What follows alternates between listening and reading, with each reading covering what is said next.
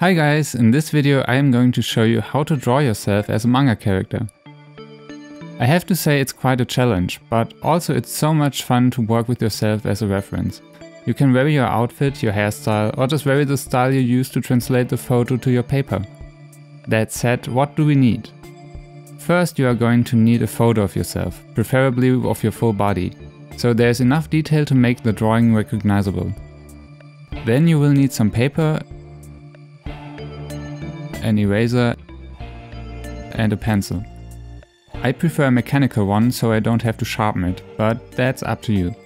As you can see, I already prepared a circle. Circles are really helpful to keep everything in proportion and also to place our drawing in the center of the paper. One circle represents one head size, so depending on your size, choose as many circles as you need. Since I'm around 1,80 m, I add 7 circles underneath, so I come out with a height of 8 heads.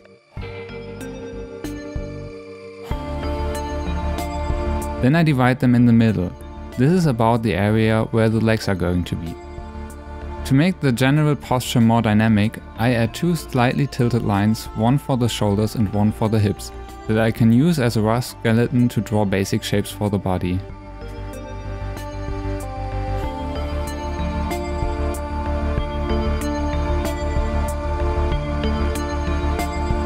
For the shoulders and joints in general, I use ovals and circles. The elbow should be around the waist, which you can easily keep in mind with pressing your own elbows against your body. The legs are going all the way down to the last circle and the knee is around halfway between the line we did for the hips and the bottom of the lowest circle.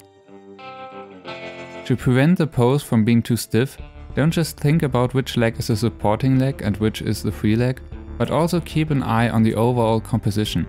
This way I decide whether an arm looks better angled or not. Once we are done with our puppet, we are going to transfer it with the light table to another piece of paper, to get rid of some guidelines and the circles. You can also use a window for this step. Just make sure your paper is fixed so it doesn't slip during tracing. After that, get your reference ready, because we are going to focus on the details. I start with the face that I drew a cross on, which helps me to draw the eyes on the same line. For more on that, check out the info card in the top right of the video. I also like to vary the facial expression, so I put a little smile on there. For the hair, I need to rely more on my reference picture, and I try to get the basic shape and look of it on the paper by looking out for the point of growth and the direction the hair has.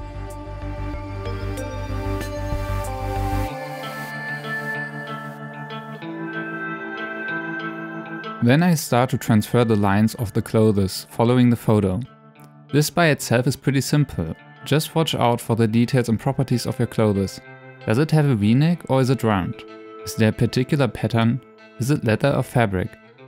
Since my shirt is a bit thinner, I add some flow to the drawing.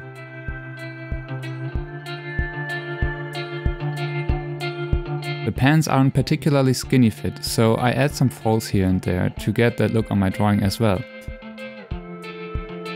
And to make the pattern on the shirt more visible, I also shade the dark parts a bit. Pro tip: this is optional, but before we begin transferring the drawing on watercolor paper, I recommend checking if everything is alright with the drawing one last time. For that I scanned the image and open it in Photoshop. There I can flip the image. This way it's easier to track and correct any oddities with the Liquify filter. Just push the parts you don't like to where you think it looks better.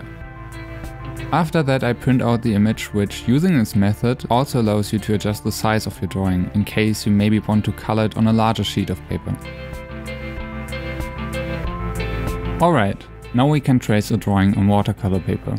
Usually I recommend 300 grams watercolor paper, but they usually are hard to use for tracing because the light has a hard time shining through.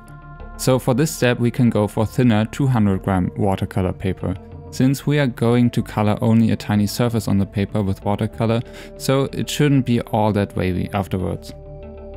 With the final sketch on paper, we can finally draw some outlines. For that I use a Copic Multiliner 0.03 and trace the pencil lines. I figured you get the cleanest line art with the fewest of strokes. So try to draw lines like the hair carefully, with one precise stroke, rather than connecting tiny little lines together. It requires some practice, but it's definitely worth it.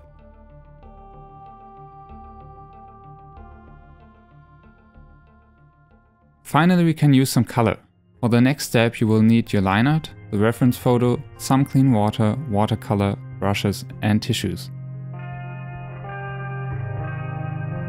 I like to start with shading the skin. With this drawing I work a lot with the whites of the paper, so I leave the highlights free from color, focusing only on the darker areas. I use a mixture of Naples yellow reddish and a reddish brown tone. My imaginary light source is on the upper left side. For this drawing it means that the right side of the face lies in shadows. I place the color roughly and blend it in with a clean brush. For more on how to paint smooth skin with watercolor, check out my tutorial that is linked in the upper right corner.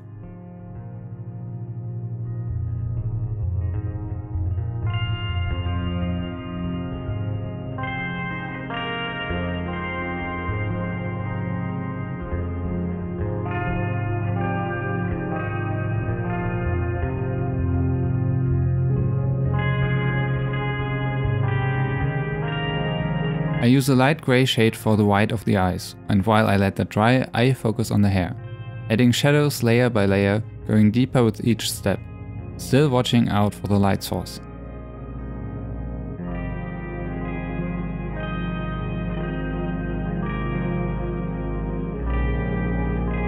Then I go back to the eyes, and since I have grey-bluish eyes, I use a diluted indigo for that.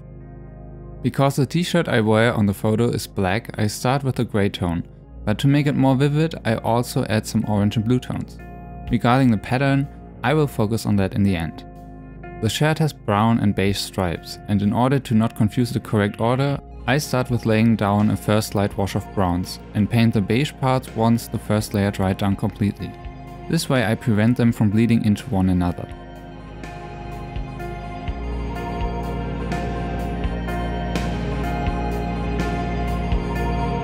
The eyes have dried down as well, and so I can paint more details like the pupils and highlights. Then I go back to the shirt and deepen both the brown tones and the tones of the t-shirt, while already adding some shadows to them.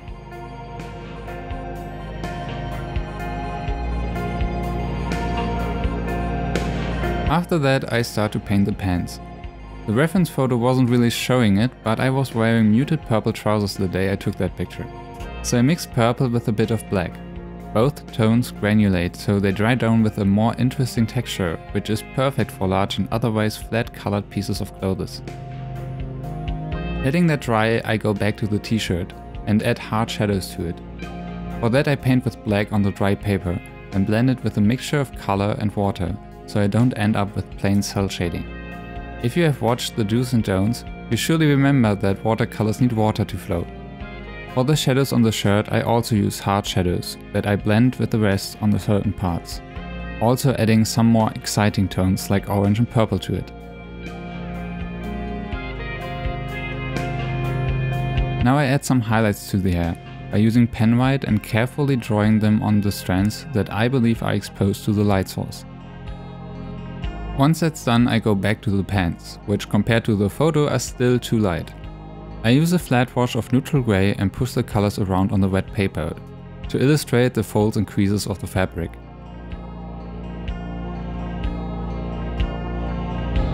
With this pose, one leg is more in the front, while the other one has more distance to the viewer. That is why I'm going to use a lighter bluish tone for the sock on this leg, to create the illusion of it fading into the background.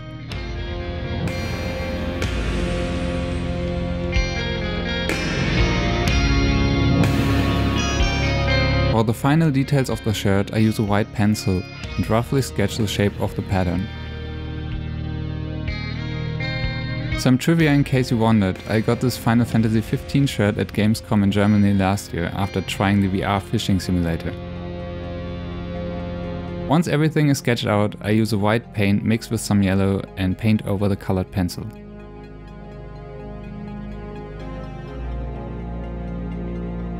And voila, we are done. Our own little selves as manga character. Of course, if you notice your colors don't accurately match your photo, you can adjust them after scanning in Photoshop or some similar software.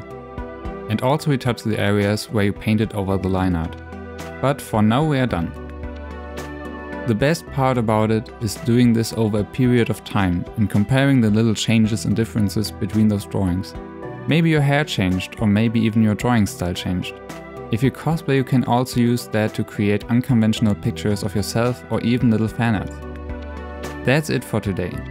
Please leave a comment, like and subscribe to my channel. It really helps me a lot if you share this video with your friends as well. If you want to follow me on Instagram, DeviantArt, or check out my Etsy shop and Patreon, you can find all the links in the description, as well as the material. Thank you very much for your support, and I hope to see you next time. Have a great day.